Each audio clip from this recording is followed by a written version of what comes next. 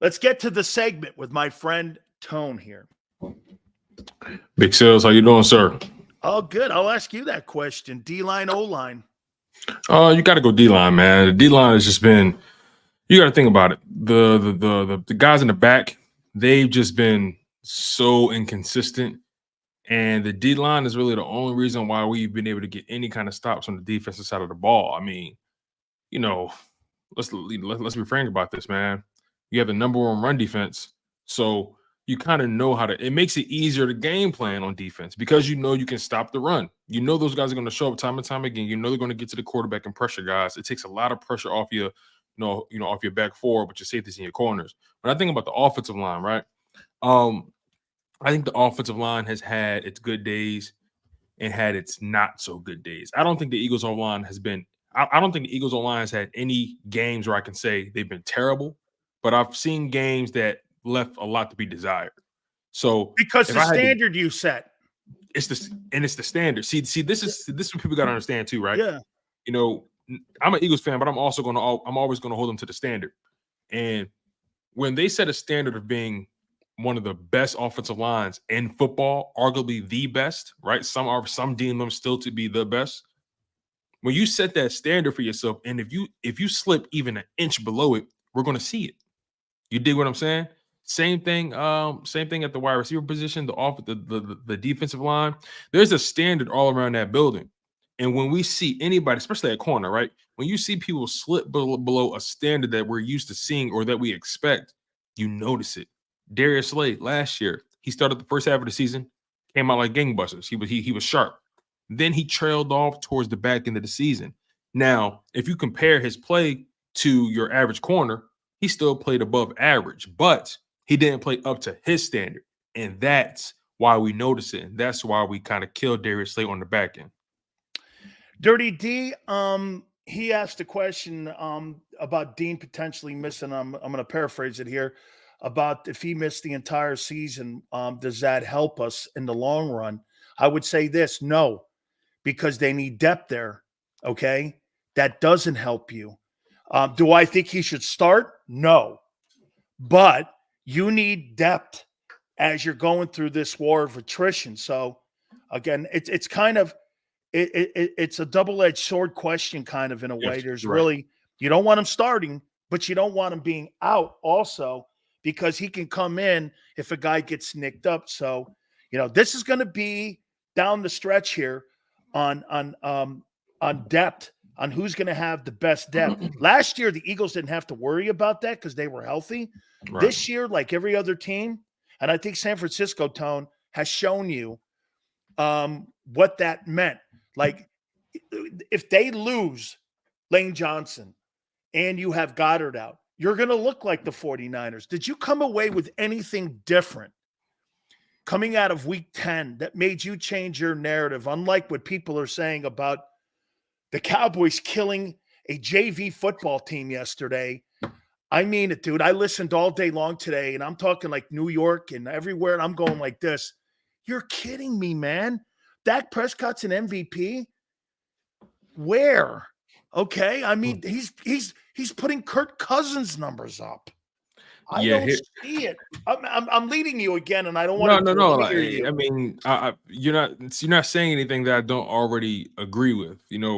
When it comes to your initial question, right? Was there anything that I saw in week 10 that kind of changed my opinion about anything or anybody? When it comes to the 49ers, right? I've never doubted that when they're healthy, they're arguably the best team in the NFL, one of the best teams in the NFL. I never had any doubt about that. But my question was, can Brock Purdy find a way to gather that production that he had earlier in the season? Can he rekindle that? And based off the way they handled the Jags, I was very disappointed and I was very shocked. And I've been high on the Jags all season. And you're not anymore. Let me explain it. For them to get mollywopped the way they did, it told me that although it was just 1 week, there's still levels to this thing. You know what I mean? The 49ers are a team that when they're healthy, they can beat anybody on any given day. I still believe the Jags are a team to be reckoned with in the AFC once the playoff time comes, because at the end of the day, you still got to see them. And if they get home field advantage, We'll see what happens out of there. But I still have high hopes for the Jags. But I think I potentially overvalued them when I saw them play up against the 49ers fully healthy. So I'm a little down on the Jags right now. A little down. Not hugely, because they're still 6-3. You have to give them credit for that. They're still 6-3. But I think that was their toughest opponent all year, and they looked the way they looked. It's kind of similar to the way the Seahawks looked against the Ravens. You know what I mean? It's like, yeah, you were beating people and people were high on you. You're talented. That's not the question. But what happens when you go up against a team that's really doing it on a high level? Can you measure up? And both those teams did not look any close to what we're used to seeing. Who do you have more question marks on, the Dolphins or the Jags? I have more question marks on the Jags. I'm sorry. I have more questions on the Dolphins. Excuse me. Okay. I have more questions on the Dolphins, and that's because at the quarterback position, I actually think Trevor Lawrence is more talented than Tua Tagovailoa. I think Trevor Lawrence is more of a playmaker. He can make things happen more so than what Tua can. I think that's the biggest weakness. I think, it's so funny. I think the biggest weakness on the Miami Dolphins is their quarterback position, because when things go to shit, when you need a quarterback to necessarily win you the game or make the play or get out of dodge and move off platform and make those off platform throws and drive down the field, I don't know if Tua has that in him from a skill set perspective. I don't see it. I've seen Trevor Lawrence move around in that pocket, get mobile, throw off platform, throw a no-look pass. I've seen the creativity in Trevor Lawrence's game that tells me, okay, I can win with him. Tua, I feel like his bag is limited when I compare it to a guy like Trevor Lawrence. But that's just my opinion. He throws the spots. He doesn't have the arm talent to throw himself out of trouble. Tua has to have clean lanes, clean passing lanes. Yeah. Everything's got to be clean with him.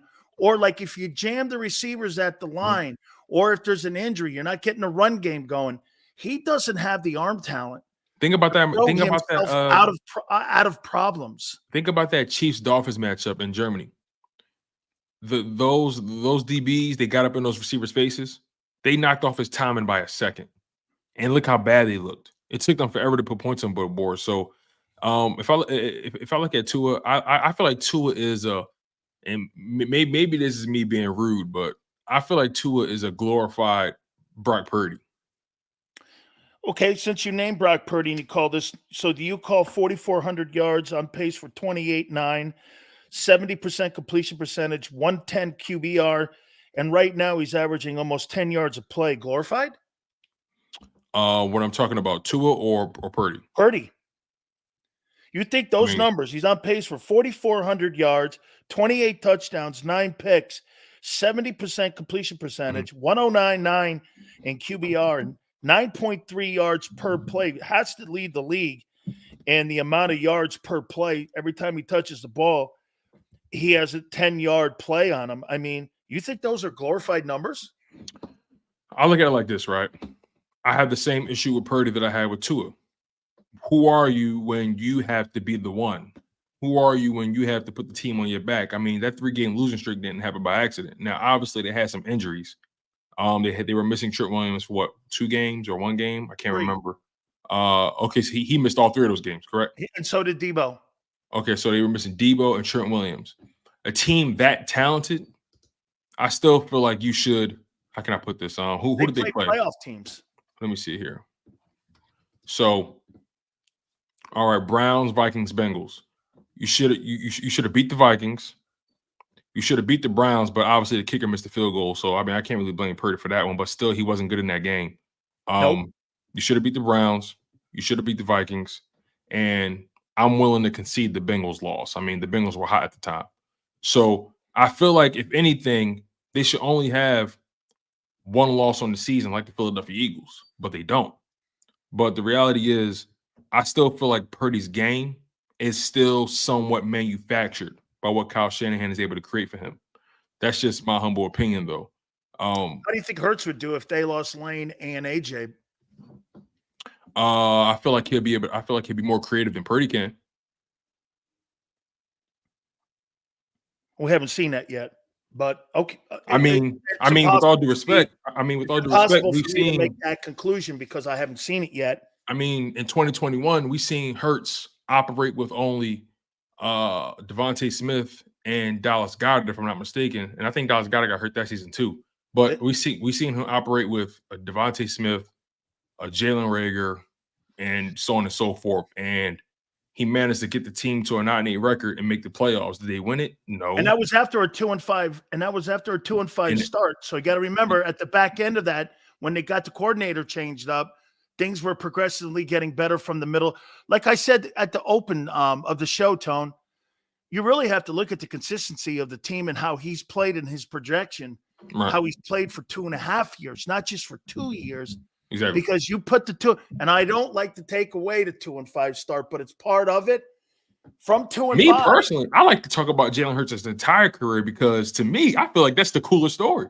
You know, I don't know why people like to act like 2020 and 2021 didn't happen. Granted, in 2020, he started the last 4 games, and you know, the final 2 games, they really didn't give him a fair shot at anything. But you know, I personally like to include his entire resume because that just shows how remarkable his career is. You know, so again, you know, without AJ Brown, without Lane Johnson, I still feel like the Philadelphia Eagles find ways to win games. And I still think they're a playoff team, like they've shown an ability to do so. But Brock Purdy, again, it just seems like again, his off what he does. Again, I'm not saying he's a terrible quarterback, and then I don't think Tua's a terrible quarterback. They're solid quarterbacks. You think Purdy's better than Dak? No. I don't think Purdy's better than Dak. I mean, I'm not a Cowboys fan by any stretch of the imagination, but I don't think he's better in golf. Who, Purdy? Yeah. No. I think golf is better than Dak. Who's more disrespected, Jalen or golf? Who gets more disrespected? No, yeah. Who's more disrespected, golf or Jalen? That's a good question. I still want to say Jalen Hurts because I feel like to this day, people still have a hard time. See, golf was a first-round pick, right? Yep.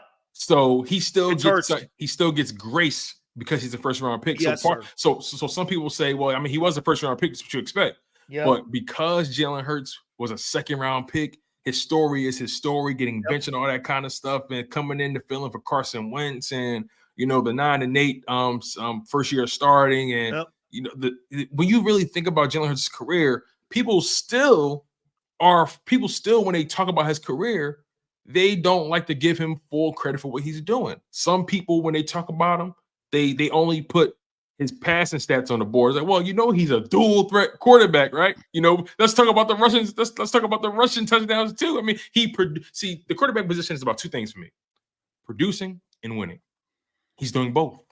So how can we not say this guy is one of the better quarterbacks in the NFL? I mean, I can't. It's kind of hard for me for people to still have that narrative surrounding him. He has rushing stats? I didn't know he had rushing stats. See what I mean, people? This is what I'm talking about, man. This is what I'm talking about. It's all about the narratives out here with Jay Hurts, and he's one of the best, man. We gotta put more respect on this man's name. He's one of the best. Is Dak Prescott an MVP candidate? He shouldn't be. If he is, he shouldn't be. Wait, whoa, no. Wait a minute. He's got the same you told us he was. He's got the same exact numbers across the table as Jalen does. So does Kirk Cousins. Is Kirk Cousins an MVP candidate? Come on, man. I know you don't believe that. I don't. I can't tell you with a straight face. I know you're one of those people that don't necessarily believe that winning is a quarterback stat. But here's my retort to that. Here's my retort to that, right?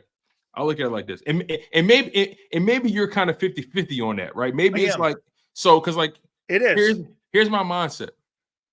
Out of all the positions on the football field, which position has the highest impact on winning and losing? QB. The quarterback. And also, what's his tone? Do I have any impact on a 8-1 record playing D tackle? No. Does a linebacker? No. Does a wideout? Some. Does a running back? Some. Anybody who touches the ball has an impact on the record. Right. But Right. it's a team Of course, no. also. So I feel that's like why I feel like am it's both. 50-50 on it. You know what I mean? It's like I feel like it's both because I look at it like this, right? When quarterbacks lose, we say he can't win. He puts up numbers, but he can't win. You know what I mean? When a quarterback when a quarterback wins, see, I'm looking at it like this. We attribute so much to a quarterback's success based off his ability to win games, right? And then, because also when guys first get into the league, right, it's about their stats. Those first couple years, those first few years, it's about your stats. Well, can you actually play? That's what they're trying to figure out. Can you actually play? Next is like, okay, can you win? And that's where Herbert is in his career. That's where Jalen Hurts is in his career. That's where guys like Trevor Lawrence and Dak Prescott. Mahomes wins, though. So we already know that for a fact. Oh, yeah. So Dak Prescott, all those guys right now that haven't necessarily won Super Bowls or have won big, we're not talking about their stats anymore. Can Dak win the big one, right? Can he keep you in can he keep you in contention for NFC Championship berth, right? Jalen Hurts shown that he can win up to that point, but he has to win the big one. And that's what he has to show us. So again, I believe winning is a quarterback stat because when you look up quarterback stats on any platform, any piece of software, next to that name is their record. So the record follows you no matter where you go. I am going to do something to you that you're not. I can't wait to see this. This is kind of off topic here because I just came to my mind here on this. If you had to build your team around CJ Stroud or Jalen Hurts, who would you build it around? Oh, you're a dirty dog. dirty, just dirty. I'll move on. I'll move.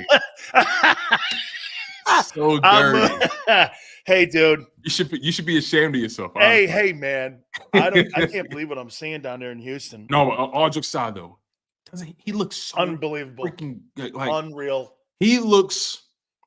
I can't. Who would you compare his game to? Like really? Because he came into the league as this pocket passer, but if you really watch him, he can get mobile. He's fast. Can I tell you who he looks like? He looks like Dante Culpepper in Minnesota when he was throwing them yards and running dudes over, and he was throwing for 45. After he blew his knee out, he was never the same guy, but he looks like he's a big dude, man. I mean, he's, a better Cam. Maybe. I mean, no, I think he's better than Cam. Oh, yeah. No. From a passing perspective, I think he's better than Cam for sure. Cam is obviously that dual threat. Do you remember Dante Culpepper? Yeah, Dante Culpepper was the shit. Minnesota Culpepper. Yeah. That's the only one I acknowledge. Yeah, Hurts definitely gets more hate. Golf has saying, "Oh, that kid, that kid from the Lions," and even Jamison Williams was awesome.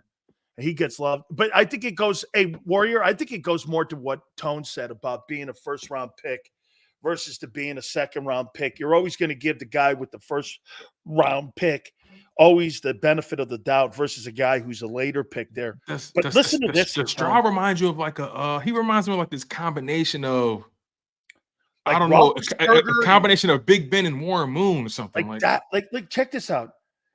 This guy's on pace for almost 5,000 passing yards and 28 touchdowns and 4 picks in 101. And they're 5-4. I mean, yo, listen, I was talking to Rob about this earlier, right? Man. Listen to this, right? Now, obviously, this past weekend had a lot of repercussions for a lot of teams, right? But listen to this, man.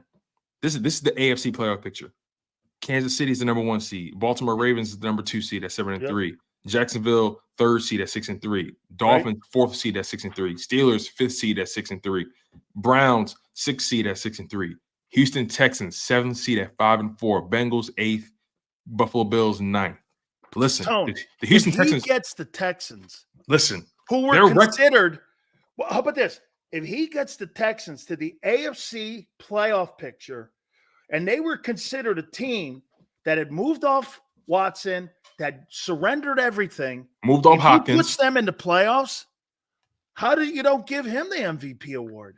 He is. What's so crazy? The NFL is so funny about giving rookies the MVP, and how do you deny that though? I hear you. I hear you, man. He carried a shitty roster and a rookie coach. Yeah, man. And they're doing such also they hit on damn near all those draft picks. Like Tank Dell, he looks Dude, great, but he's the elevating kid, all those the, guys. the kid from Alabama's playing great ball too. Listen to this, man. Do you really think, like, look, the Houston Texans, their schedule, it gets way more manageable. They got the Cardinals, Jags, Broncos, Jets, Titans, Browns, Titans, Colts, right? And they're 5-4. Right now, they're in pole position at the 7th spot. But the Bengals, on the other hand, 5-4 as well. But they have the Ravens, Steelers, Jags, Colts, Vikings, Steelers, Chiefs, Browns. Listen, man, Won 11 games. if the Bengals can't get it together, or the Bills, the Texans can very well keep the Bengals and Bills out of the playoffs. If Who would the have Bills thought? lose tonight, I I think the I Texans. think they're done. I think if the Bills lose tonight, they're done. I do too. I do. I totally do too. All And right. I have them losing, by the way. I have the Broncos upsetting them 24-23. The Chiefs game means what to you on Monday night? Everything. Everything. No, but honestly though, it's a rematch of the gods. By the man. way, You I know. got to ask you something here because I tuned into you guys and I heard a guy you had on say you guys are going 2-3. How come when I say you go 4-1, everyone shits on me? Someone else says they go 2-3. Nobody says anything.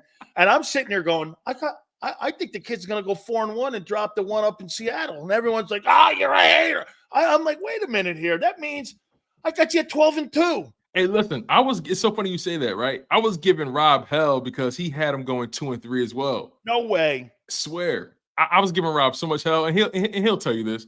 You know, I was giving Rob so much hell because he says, all right, I got the Chiefs, I got the Eagles beating the Chiefs, I got the Eagles beating the Bills, I got them dropping 3 in a row. I was like, what? To who? The Cowboys? Niners, Cowboys, Seahawks, back to back to back.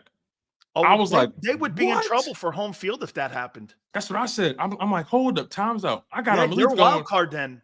I said, look, I got him at least going 3-2. Rob, damn, can you give me another game? He was like, I don't know, man. I said, wow. 2-3. Even I don't go there with that. I do not believe in the next 5 games that they're going to be underwater. I was at so minimum when Rob said that. 3-2. Minimum. I feel like 2-3 would be dropping 3 in a row. I don't see that ever coming. No way. So I kind of pulled them unless off the there's ledge an injury.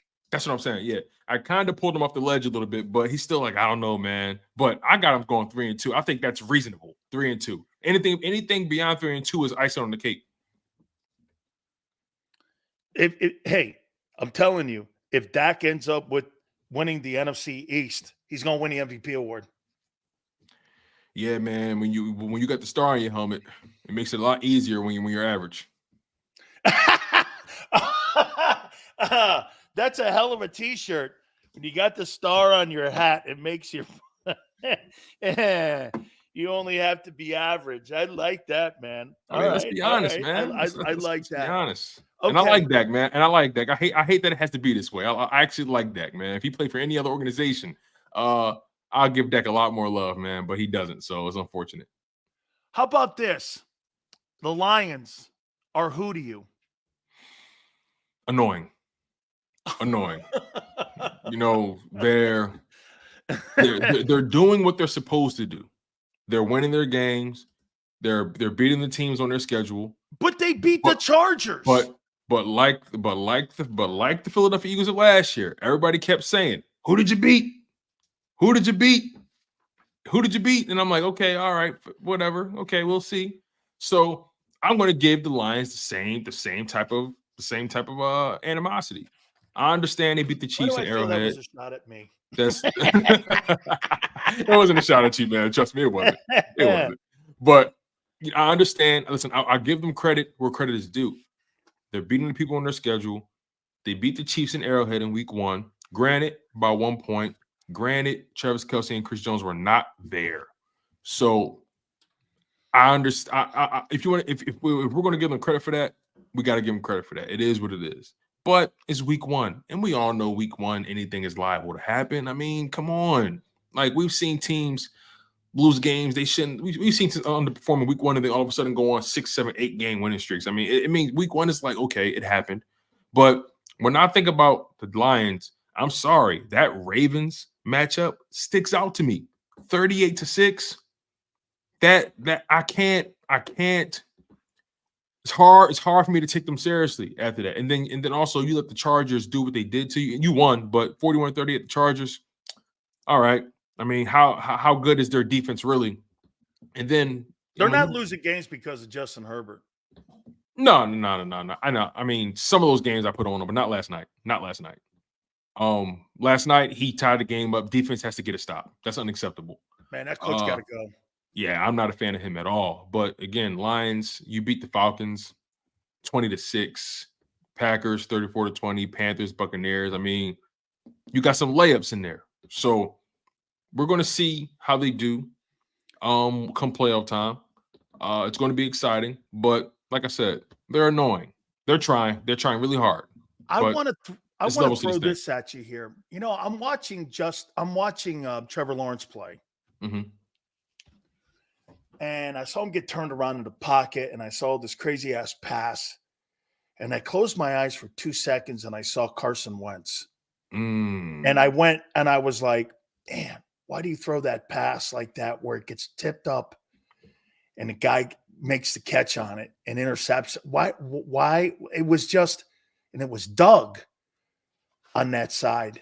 And I'm just, it crossed my mind.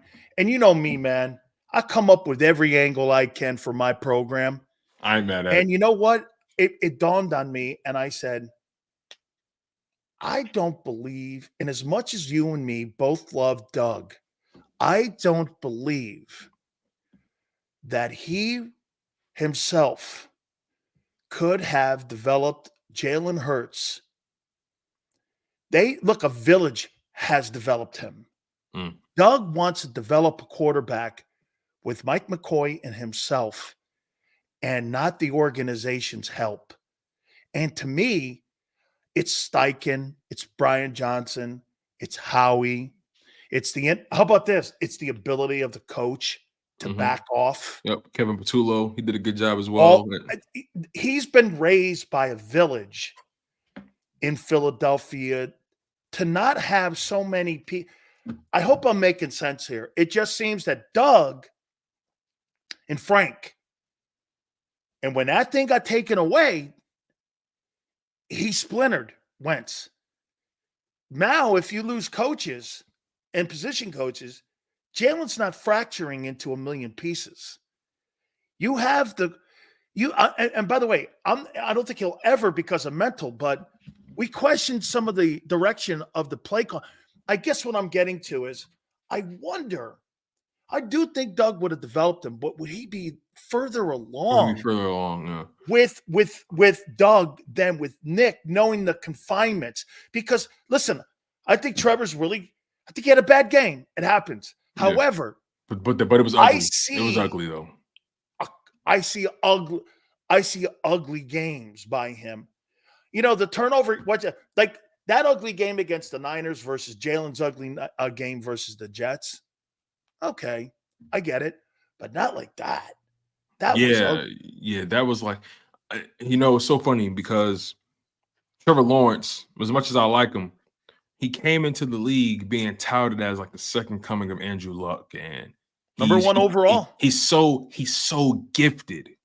You know how someone is so gifted? Yes. That it's almost like they're kind of just flirting on by. You know what I mean? Aaron Rodgers. I feel like Trevor Lawrence he still has a well of untapped potential.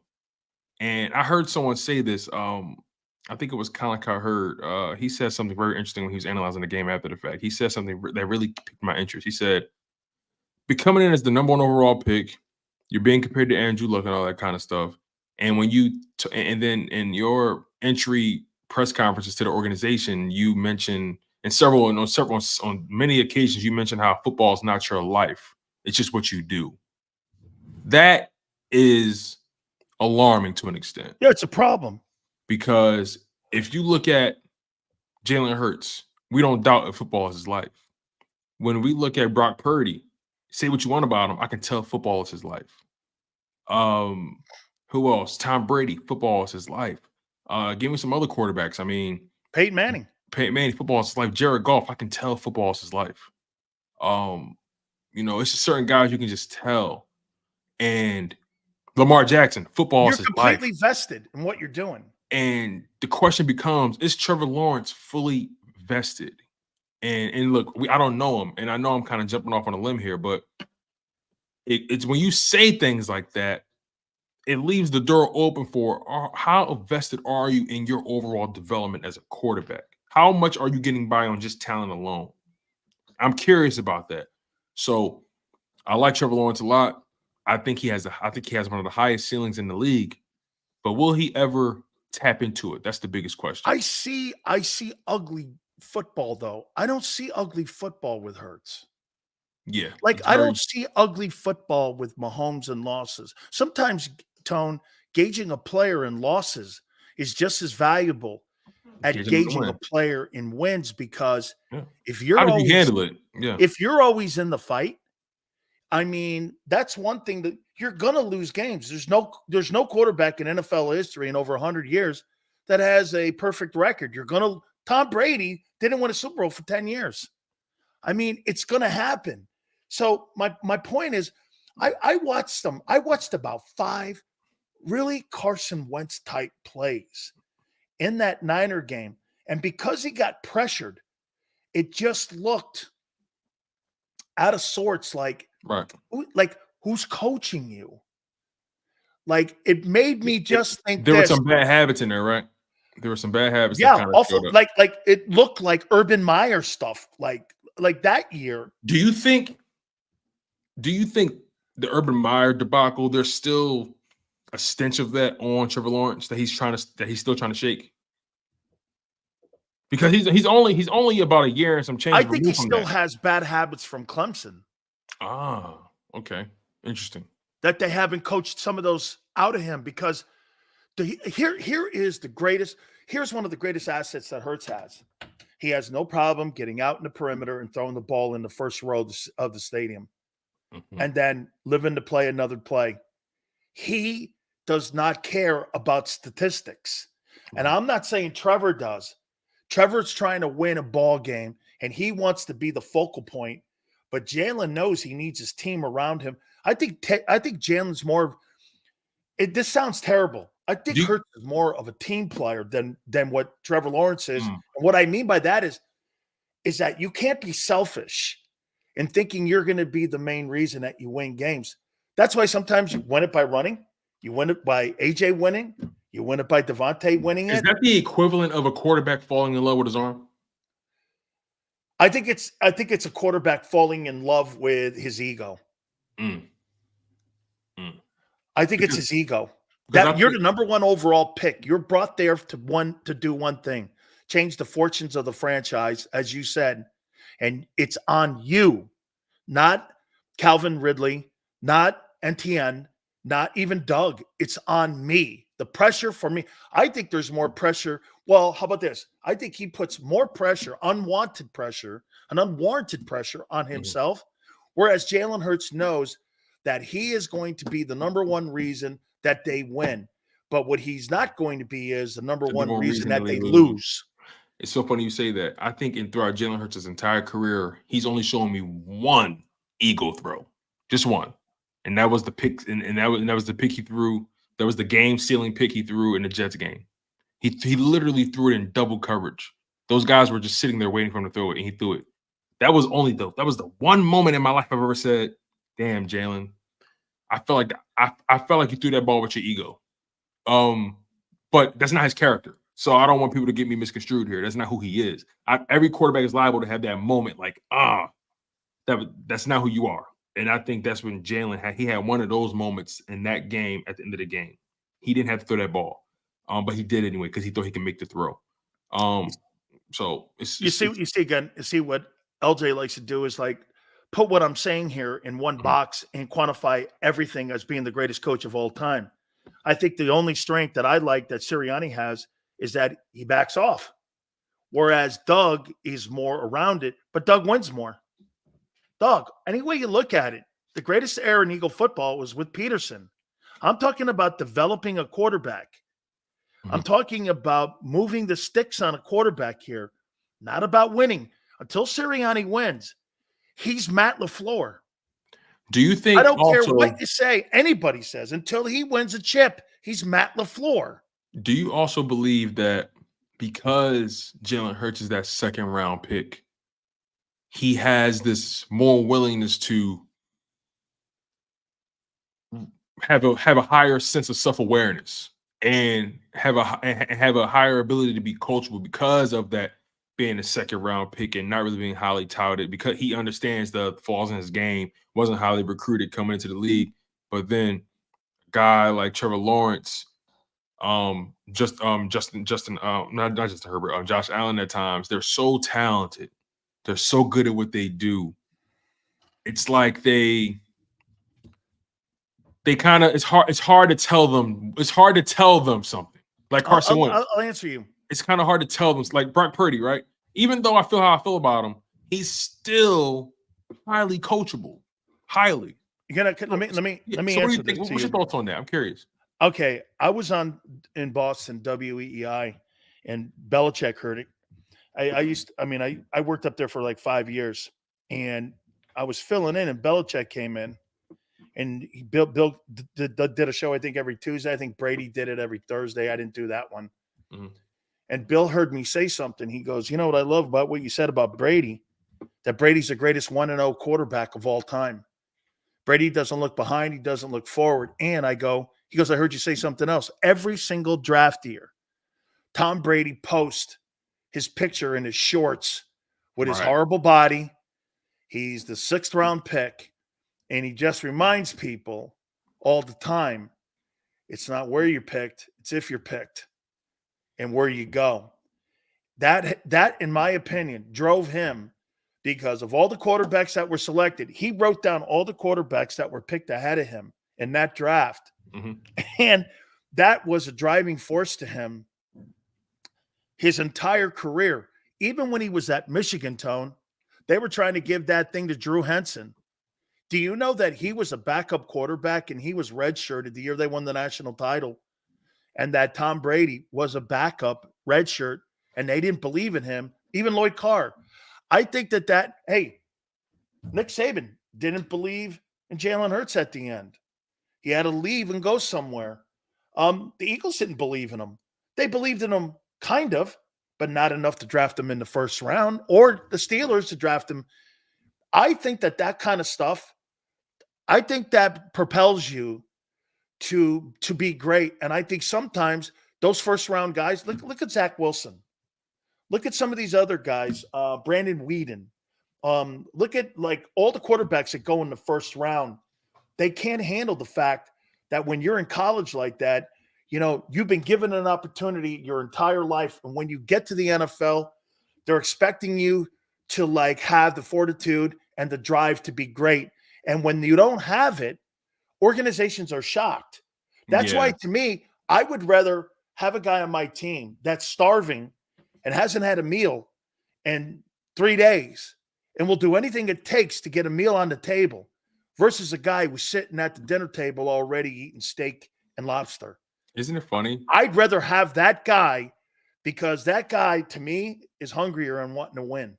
Isn't it funny how the quarterback position is the only position that when you're selected in the second round, we don't consider the second round pick to be a high value pick. Correct. We don't, every other position, if you draft a wide receiver in the second round, a linebacker in the second round, a corner in the second round, 60% of the top all pro wide receivers were second round picks. Right. We call, like, when people talk about draft picks in a nutshell, they say first round's a high value pick, second round is a high value pick, third round, so on and so forth, right? But then when you're a quarterback, for some reason, we forget, or we begin to say, well, I mean, he was only drafted in the second round. But wait, hold on, we were just saying second round picks are valuable. But because because they selected a quarterback, oh, something has to be wrong with him, or he's only good enough to be a bench guy. Like, we have to normalize the second round picks at quarterback being high value, because that's a high value. It pick. is. I think the first 3 rounds are premium picks. Anybody drafted in the first 2 rounds, in my opinion, probably could have been a first rounder if maybe if the right team picked him at a different time. You know what I mean? It's just fascinating to me. But I'm glad Hurts was drafted where he was drafted. How about this, Tone? He became a Philadelphia Eagle. You see this right here? This cost me $2 million and not being in the first round. See, that I was much. the 56th player taken, okay, as a junior. Should have stayed, but I was still the 56th player taken as a junior. Mm-hmm. If I was this much taller, I'd have won the top 15 picks. That's crazy, the difference between 2 million, 3 million, 4 million, because the metrics. That's why that combine's full of shit most of the time. You don't get real football players. Hey, man, weight rooms and gyms do not create great football players. Tape does. Like I told you before, I used to only have to see 20 feet of tape. The 20-foot rule. You know what that is? Give me 20 feet of tape. I'll tell you if the kid can play or not. Remember when Joe Burrow first came out? What was the one knock on him in the draft? He had small hands. Remember that? They just kept talking about his hands. And I'm like, hands. And I'm like, yo, can he throw the ball or not? You know what I'm saying? Like, who cares how big his hands is? Can he throw the ball? And he's showing you that he can throw the ball at a high level, man. There are these nitpicking like draft nerds that bring up these weird ass, statistics or measurables. And I'm like, oh, his hands are smaller than this, so he's going to suck. I'm like, hell, I want smaller hands. Is it that simple? Hey, I want smaller hands. It makes me think about myself a little better in a better light. Hey. I wish. Hey, look at me. I wish I had smaller hands. Okay, I don't know what it is. Every time I pick a cannoli up, man, I don't feel very good about myself. Oh my God, that's hilarious. That's why I always did a woman with small hands, fellas. That's right. Always did a woman with small hands.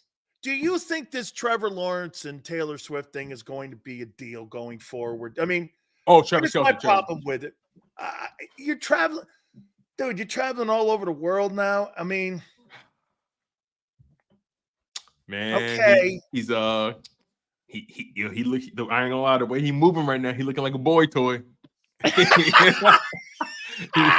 like a boy toy, man. Oh man, Travis Swift. Hey, Travis, come to El Pollo Loco. Come out here, come to Cabo. We're doing. Okay, okay, Taylor. I'm coming. Hey, meet me at the Crazy Chicken. Okay, Taylor. Oh, I'll be there. Like he. Oh man, listen, man. I'm not for all that. Like, it's so funny. Rob Ellis asked me earlier. He said, what if the roles were reversed, right? What if Travis Kelce was in Philadelphia and, all things were equal, right? He was in Philadelphia. Philly fans wouldn't be going with this guy traveling around the world. I told him, I said, look. What if Jalen was dating Sierra and he was chasing her to Rio? Right, and then going to the Grammys. And then they lose to the Jags. What do you think they'd kill him? I'm like, what the hell's going on here? Like, what are we doing? But listen, that goes back to that old story that was told. I think it was Merrill Reese told it about Randall Cunningham. Remember? He said at halftime of the preseason game, they went to Whitney Houston's birthday party. What the hell are we talking about? The game is still going. Are you serious? I know it's a preseason game, but damn. So it's just like, I'm not for all that, man. I want my athletes to be themselves all the time and speak their truths, but I don't like when guys get caught up in the Hollywood antics, because it's going to bite you in the behind at some point. I firmly believe that. Facing Andy Reid coming out of the bye means what to you? Everything. It's just look. You think this game means more than the Cowboy game? Yeah. Because I look at the Cowboys as more than a Niner game. I think the Niner game means more to the Niners. No. No way. You don't think so? It's the supremacy game. Okay, from that perspective. It's the supremacy. I get what you mean. I'm tougher than you. I'm better than you. I may see Kansas City down the line, but this is for that 49er game is for top dog, because the Niners abuse Cowboys. And if you beat them, hey man, even the Cowboys got to do this. Wow, that team way up there. I hear you, and you didn't say anything wrong, right? I guess for me, I'm looking at it from the perspective of they took that Super Bowl from us. And it gnaws at my freaking brain. They took it from you? 3 points. 3 points. Well, we damn sure didn't give it to them. They took it. I'm giving them credit. They took it. Scoop and score. So 3 points. It lives rent free in my brain. I don't think you understand. At least once a day, I sit to myself and I say, "Damn, that close, that close." And Jalen Hurts wouldn't have to hear shit from anybody else. What hurts more, 04 or 7 or 22? 22. Because I knew Donovan didn't have it then. So 22. Oh, you went into the Super Bowl going. Well, I was a kid. My dad was excited, but I never was a McNabb guy. I was a Brian. Oh, your Westbrook dad guy. must hate five now. My dad hates McNabb. My dad hates McNabb with a passion. But 22 hurts me more because outside of 17, that was the second Super Bowl run that I was fully along for the ride. Fully. Like, I was working at JAKIB. I was tracking these games week by week, talking to you guys every single day. I was fully engulfed in this sports world. And to make it that far and see how they got there week after week after week after week and see how it happened and how the game was in our clutches. And then we lose the game by 3 points. It hurts me, Sills. It hurts me. I hear it in your voice, and I'll ask you this prediction. Who wins the MVP? I want a prediction on November 13th. And I'm not going to change. You're not going to change. This will be a prediction, okay? Because the NFL wobbles every week. Who wins the most valuable player award? Because do we agree? Am I locked into this? Race? It's as tight a race as it can be right now. Right. Am I locked into this? Because I am too. Who wins the MVP this year? I honestly haven't truly decided, but I'm going to go out on a limb here. And because of the way the schedule is laid out, I think the person who has the greatest chance to prove that they deserve the MVP is Jalen Hurts. Because of what you said last week. He goes 4-1 over that stretch. How can you deny him? How can you? You play in Philly. Because that's one way of looking at it. You playing Philly. But that's my point. You want to fight somebody when they say that. But that's why the schedule is so important, because everyone's been hyping it up. Remember, we got to keep in mind. Everybody got to keep that same energy. Everybody was saying Eagles have the toughest schedule in the league, right? Can they do it again? And then when it comes to this 5-game stretch, Murderer's Row, Gauntlet, you know what I'm saying? Can they get it done? This is the biggest test for Philadelphia Eagles. So they've already propped it up as the hardest stretch in football. Jalen Hurts goes 4-1. He's already playing well and trending towards MVP status. But if he goes 4-1 over this stretch, you beat Patrick Mahomes on the road. You beat Josh Allen. You find a way to beat Dak and Jerry World. You find a way to beat the 49ers again. You find a way to beat Seattle. Who knows? 4-1 is going to fall the way it falls. But if you go 4-1 over that stretch, there's no way you can say Jalen Hurts does not deserve the MVP, because they said so. They said this was the hardest stretch in football. So for Jalen Hurts to go 4-1 in the hardest stretch in football, give my man the MVP, and I ain't taking no shorts. Give him the whole, give him the whole shebang. What if he goes 5-0, like Crowley says? If he goes 5-0, man, just cancel the rest of the season, man. Just cancel it. Just cancel it. Just send it to his PO box. You already know how it goes, man. If he goes 5-0 in that stretch, God. As Dion would say, it's already on the mantle. Listen, 5 Sills. You said it first. If he goes 4-1 in that stretch, he should be the MVP. I'm rocking with that. I'm rocking with that. I'm picking him too. I'm rocking with that. On one leg? Come on, man. But here's this. Say it with me. Now, listen to me here, though. If it comes down to statistics and they're close, Dak wins it. I think they would give it to I see them giving it to Mahomes before they give it to Dak. Or Lamar Jackson. I see them giving it to Lamar Jackson before Dak. Who's more sellable? Lamar, Mahomes, Dak. Who's more sellable to the league? And merchandise and TV ratings, commercials.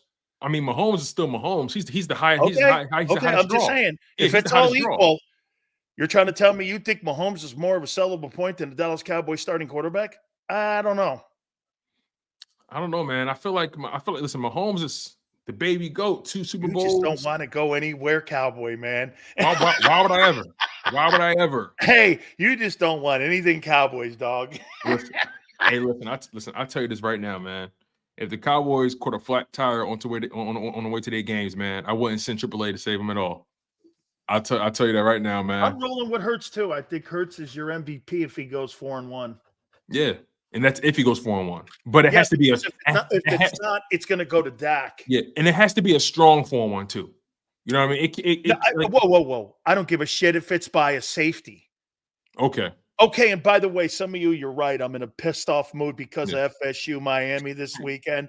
So don't mind me. So if I started off a little angry, Eagle fans are the only people on the planet that understand because you guys live your life angry. So thank you very much for understanding. But listen, here's what I mean though by a strong 4-1. You can't be throwing picks all over the damn board. No. Yeah, you protect. That's what I mean. Protect the ball, win the games. That's all. And I think he can do that. I think Jalen Hurts. I think he's shaking the turnover bug. I think he has. Some people it lasts much longer than what it did for him. Over the past 3 weeks, he's only thrown 1 interception. So I mean, I got to roll with that trend, and we're big on trends here. Yep, absolutely.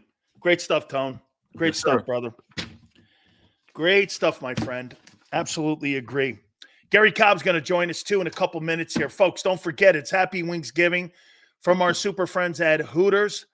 The month of November, we are so proud to be giving you this opportunity. We are giving you a chance to see all the specials we have for this month of November, like Ice Cold Coors Lights, $2.99. Purchases of those items, 25 cents, will go to local charities. The Hooters calendar 2024 is out. Do me a favor. Go to northeasthooters.com. That's northeasthooters.com. Great specials we have. Seafood Sundays, half price. Snow crabs, special. You'll love them. Military Mondays, 20% off all day. Wing Wednesdays, $19.83. All you can eat and kids eat for free on Saturdays. northeasthooters.com. That's northeasthooters.com. And when you go to Hooters, do me a favor. Tell them Big Sil sent you.